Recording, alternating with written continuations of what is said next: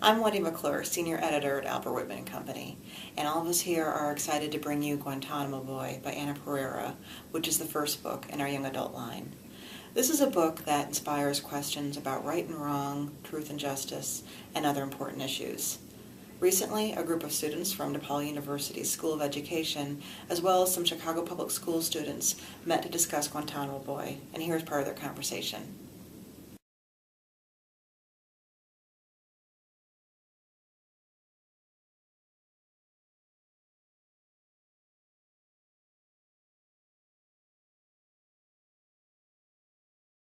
I know personally, if I went to my school and asked, I'd say probably 95% if I said, you know, there are kids our age and younger being tortured at Guantanamo Bay, they'd be like, where'd you get that from? That's totally nonsense. You know, it was just another eye-opener to see that it was just something that we don't get to see a lot, and it's interesting. And I think it would make a really huge impact because I know that a lot of people are ignorant about what's going on in Guantanamo Bay. They kind of just push it aside. Graphic, but it's something that we needed to see.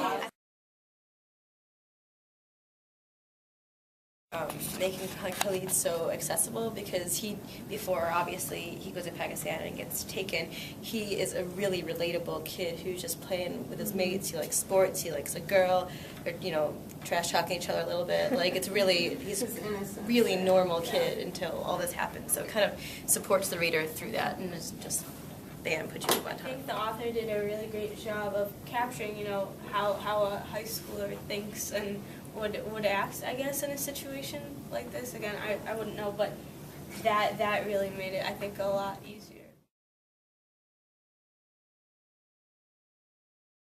Like, you think so much makes up your identity, but when you're left with nothing, your thoughts are so simple, and it's just like, and I think that's where he starts, like, viewing himself not as human, because you're not. And his job was to fly turboprop planes and spy on people. And part of his training as a naval officer doing that kind of work involved learning how to be tortured. And he spent pretty much a month every 2.5 years being sent somewhere in the world with a bunch of other intelligence officers, aka spies in my book, and would spend this month being tortured and learning how to withstand torture. And in preparation for tonight, I sent my brother a copy of the book and said, do me a favor, read only the chapter, you don't have to read the rest of it, read the chapter on waterboarding and tell me what you think.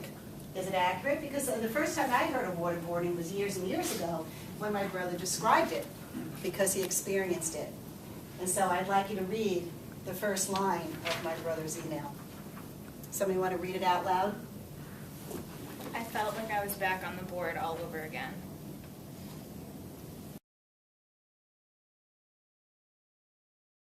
You talked about, as an American, how you just get upset about some things that are happening in this book.